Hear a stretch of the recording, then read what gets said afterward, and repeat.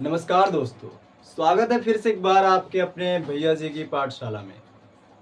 आज हम बात करेंगे उस महान पुरुष की जिसने अहिंसा को अपना अस्त्र बनाया और आत्मज्ञान को अपना लक्ष्य। हाँ जी, मैं बात कर रहा हूँ भगवान महावीर स्वामी की। जैन धर्म के 24वें तीर्थकार महावीर स्वामी, जिसका बचपन का नाम था वर्धमान। चलिए इनकी पूरी स्टोरी देखते हैं। महावीर स्वामी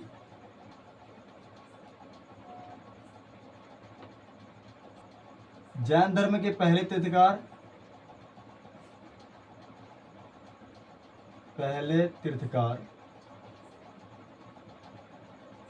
या आप संस्थापक भी कह सकते हैं। उनका नाम था ऋषभदेव। और जो 23वें थे उनका नाम था पार्श्वनाथ।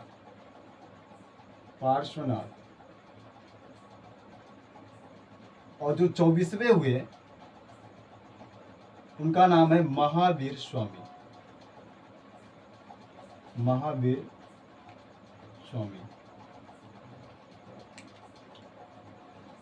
चलिए तो इन्हीं की कहानी को अच्छे से हम समझते हैं। आज से लगभग 2600 साल पहले बिहार के कुंडग्राम नामक जगह में एक व्यक्ति का जन्म होता है जिसका नाम रखा गया वर्धमान। वर्धमान बचपन से बहुत ही साहसी था, बहुत बहादुर था। एक दिन ये अपने दोस्तों के साथ खेल रहे थे, तभी जंगल में से एक सांप निकल के आया। ऐसे करने वहां के सारे बच्चे मायरे माय करके भाग गए, लेकिन वर्धमान डरे नहीं और नहीं वहां से भागे। उन्हें सांप को यूं ही पकड़ा और इसे जाके फेंक दिया। तो वहां के सारे बच्चे बोले कि यार ये तो महान व्यक्ति है, महावीर है। तभी से उनका नाम रख दिया गया महावीर स्वामी। इनका जन्म कहां पे हुआ है? जन्म स्थान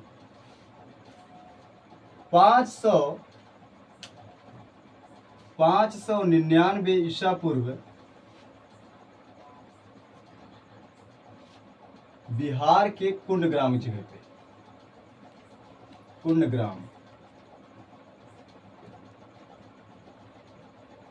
इनके पिता का नाम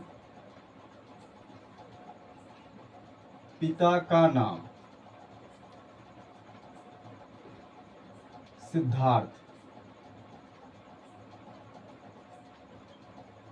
पिता का नाम था जी सिद्धार्थ, जो कि क्षत्रिय वंश के राजा थे। इनके पिताजी भी राजा थे, क्षत्रिय वंश के राजा। माता का नाम, अगला पॉइंट लिखेंगे आप, माता का नाम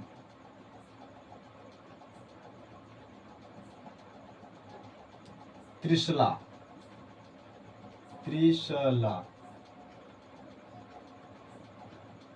इनका बचपन का नाम जैसा मैंने बताया था वर्धमान। बचपन का नाम भी लिख दो आप, बचपन का नाम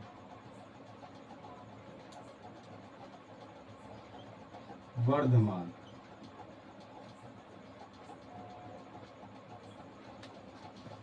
ये सब कुछ की पॉइंट्स हैं। क्या बताया मैंने जी? जन्म स्थान 599 ईसा पूर्व बिहार के कुंडग्राम में। पिता का नाम सिद्धार्थ, जो कि ये भी राजा थे, क्षत्रिय वंश के राजा। और जाहिर सी बात है, राजा का बेटा राजा ही होता है, यानी आप कह सकते हैं राजकुमार, जिनका नाम मैंने बताया वर्धमान। इनको कोई दिक्कत नहीं है क्योंकि ये राजा के बेटे हैं। जो भी इन्हें खाना पीना है, सब कुछ, कुरकुरे, पार्ले जी, बिस्किट, सब कुछ की व्यवस्था है, कोई कमी नहीं है इनके पास। बचपन से ये वर्धमान महान वीर थे, जैसा कि मैंने आपको थोड़ा सा स्टोरी के बारे में के माध्यम से भी आपको समझाया। धीरे धीरे बढ़ते गए और लगभग जब 30 साल के हो जाते हैं तो इनकी यशोदा नामक लड़की से विवाह करा दिया जाता है। विवाह हो जाता है यशोदा नामक राजकुमारी से।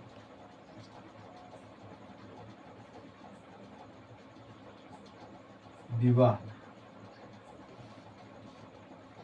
किससे होता है जी? यशोदा से। लगभग 30 साल के हो गए थे तब। जब यशोदा से विवाह हुआ तो कुछ सालों बाद इनको एक लक्ष्मी पैदा हुई। लक्ष्मी मतलब समझते हो आप? लड़की। गांव में लड़कियों को लक्ष्मी कहा जाता है। तो इनकी एक पुत्री हुई।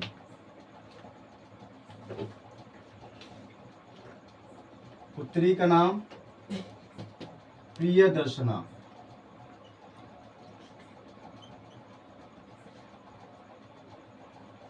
पुत्री का नाम क्या है जी?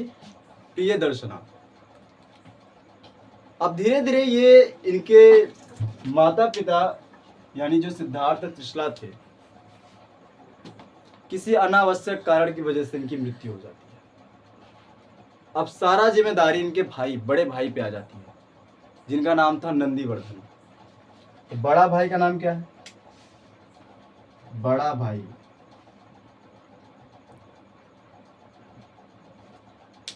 क्या नाम बताया जी? नंदीवर्धन।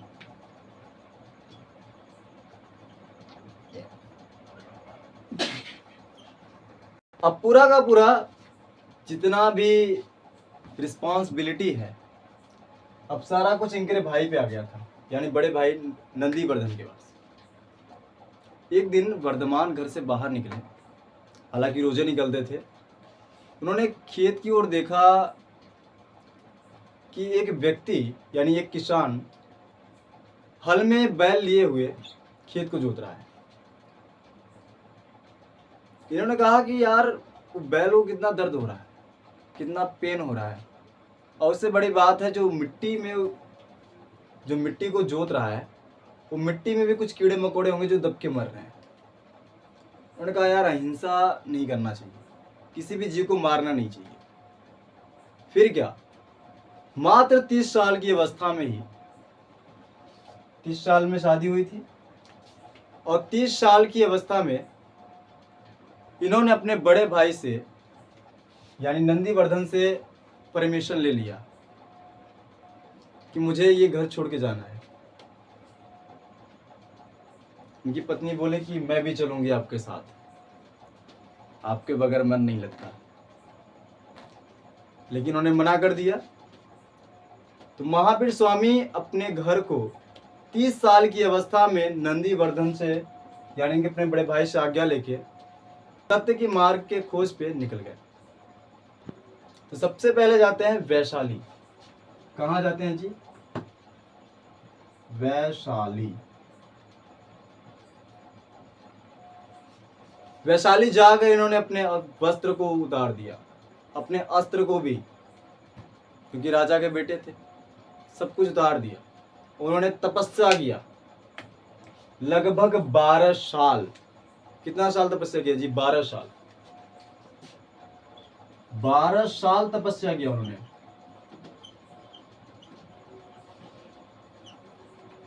और अंततः 42 साल की उम्र में,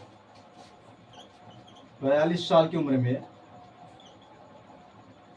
ऋजुपालिका नदी के तट पर, ऋजुपालिका नदी के तट पर जाम्बी ग्राम,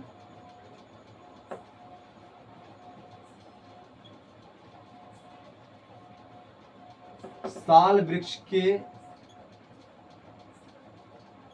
नीचे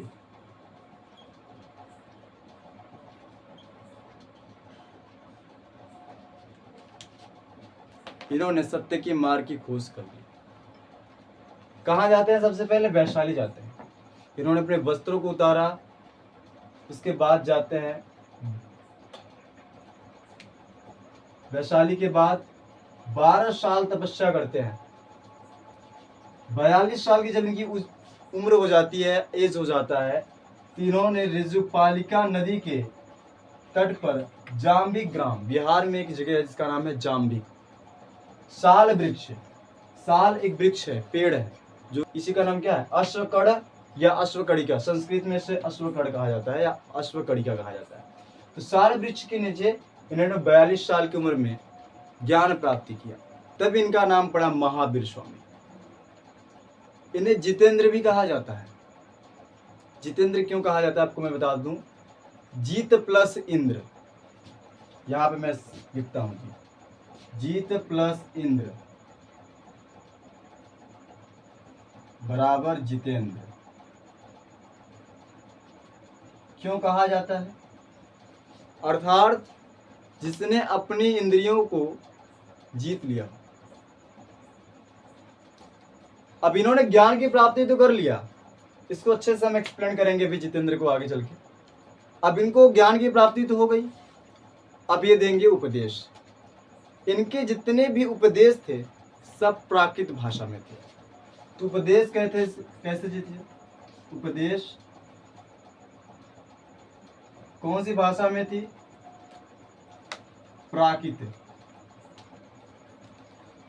प्राकृत भाषा में। अब सबसे पहले चलते हैं राजगीर। राजगीर भी कहा जाता है उसे, यहां पे लिखता हूं मैं पहला उपदेश।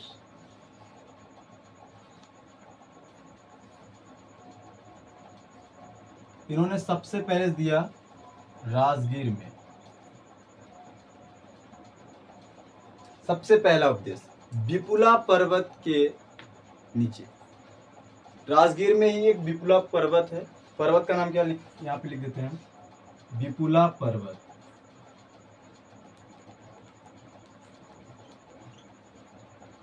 विपुला पर्वत सबसे पहले दिए ये उपदेश जो है विपुला पर्वत के नीचे राजगीर में। इसी का पुराना नाम है राजगृह।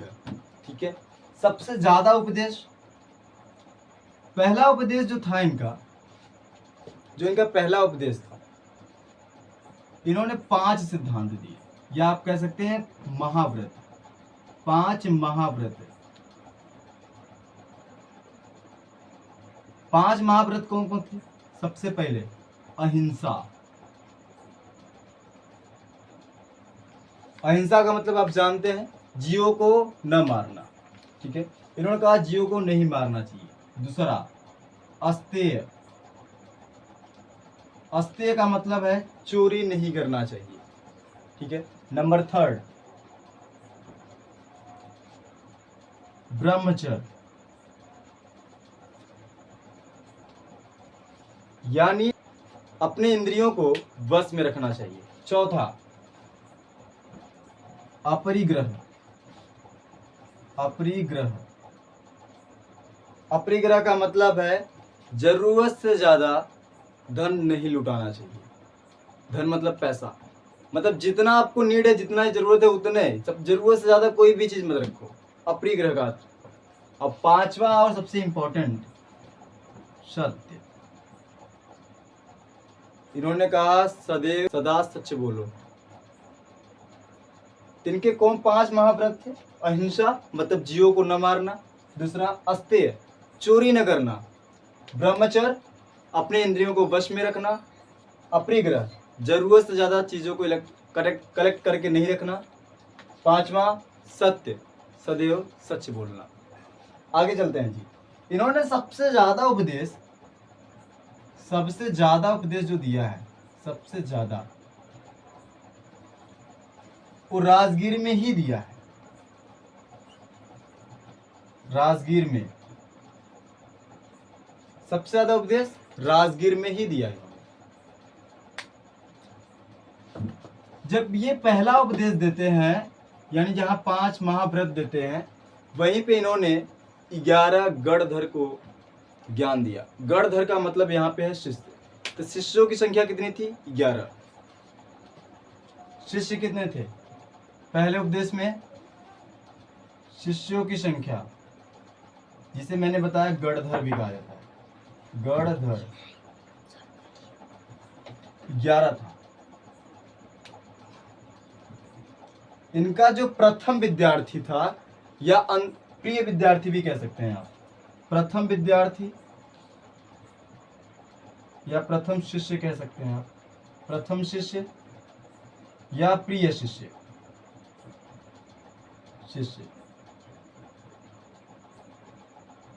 गौतम स्वामी, गौतम स्वामी, या आप कह सकते हैं इन्हीं का दूसरा नाम था इंद्र गौतमी।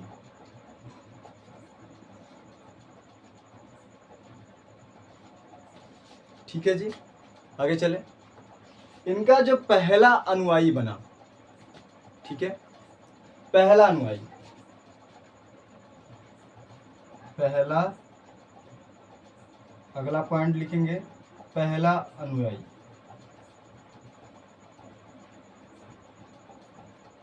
उसका नाम था जमाली, जमाली। जो जमाली था ये ना अनुयायी जो पहला था, ये प्रियदर्शना का पति था, यानी आप कह सकते हैं महावीर स्वामी का दामाद, जिसका नाम था जमाली, पहला अनुयायी, यानी पहले इनकी बात को मानने वाला। महावीर स्वामी के आगे चल के दो संप्रदाय बटे, संप्रदाय की संख्या 2।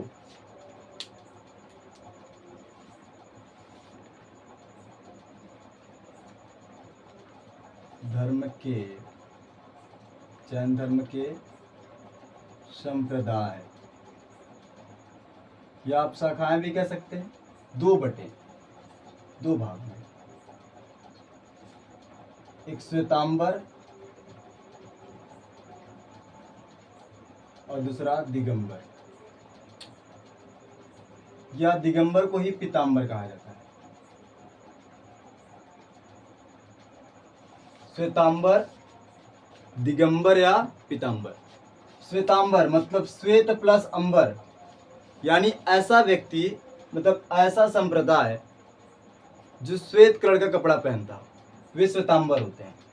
और दिगंबर या पीतांबर, पीत प्लस अंबर, पीत का मतलब यहाँ पे पीला है, यानी ऐसा संप्रदाय जो कि पीला कपड़ा पहनता है, उज्जैन धर्म का संप्रदाय में आता है। और दिगंबर का मतलब होता है निर्वस्त्र, यानी बिना कपड़ा का। तो 2 संप्रदाय हैं, श्वेतांबर, दिगंबर या पीतांबर कह सकते हैं। पीतांबर वाले जो होते हैं, ठीक है, श्वेतांबर को पुरुष और महिला दोनों, लेकिन दिगंबर वाले जो संप्रदाय होते हैं वो अक्सर करके पुरुष रहते हैं, क्योंकि दिगंबर में मैंने बताया कि महिला नहीं रहती हैं, क्योंकि दिगंबर वाले संप्रदाय होते हैं वो निर्वस्त्र होते हैं। दिगंबर का मतलब आप ऐसे भी समझ सकते हो कि नागा बाबा, जैसे अपने गौवा में होता है ना कि नागा बाबा, तो वो कौन सी संप्रदाय होती है, दिगंबर का। समझ में आया जी। तो श्वेतांबर और दिगंबर, ये क्लियर हो गया? किसी को दिक्कत? श्वेतांबर, इधर दिगंबर या पीतांबर, किसी को दिक्कत? आगे चले। करते करते इन्होंने अपना आखिरी उपदेश, अंतिम उपदेश, अंतिम उपदेश इन्होंने पावापुरी, बिहार में ही पड़ता है, पावापुरी में दिया। सबसे पहला उपदेश राजगृह है या राजगिर, विपुला पर्वत के नीचे, सबसे ज्यादा राजगिर में ही दिया है। और अंतिम उपदेश पावापुरी में दिया है। 72 वर्ष की आयु में रात्रि के दिन पावापुरी में जब इन्होंने उपदेश दिया, तो उसके कुछ घंटे बाद पावापुरी में इनका देहावसान हो जाता है। तो लगभग मृत्यु लिखेंगे 527 ईसा पूर्व पावापुरी में हो गए।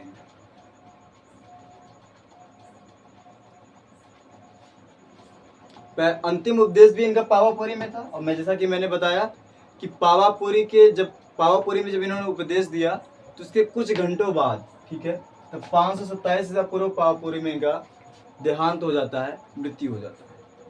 जैन धर्म के जो अनुयायी हैं, इनकी मृत्यु को महापरिनिर्वाण कहा जाता है, और इनकी मृत्यु पे ही दिवाली भी मनाई जाती है। तो दिवाली मनाने के कई रीजन है। जैन धर्म के अकॉर्डिंग 527 ईसा पूर्व पावापुरी में महावीर स्वामी की मृत्यु हुई थी, इसलिए दिवाली मनाई जाती है। तो दोस्तों, महावीर स्वामी ने 72 वर्ष की आयु में निर्वाण प्राप्त किया। इन्होंने अंतिम समय तक अपने लोगों को यही सिखाया कि अहिंसा करो, सत्य का पालन करो और लोभ से दूर रहो। इनका जीवन हमें यही सिखाता है कि अच्छे कर्म और अच्छे धर्म से आत्मा शुद्ध होती है। और जाते जाते मैं यही बोलना चाहता हूँ कि अहिंसा और ध्यान से बढ़े इंसान, महावीर और बुद्ध सिखाएं सच्चा ज्ञान। साथ ये टॉपिक कैसा लगा एक बार आप जरूर कमेंट करिए। मिलते हैं आपको एक नए वीडियो के साथ। जय हिंद, जय भारत।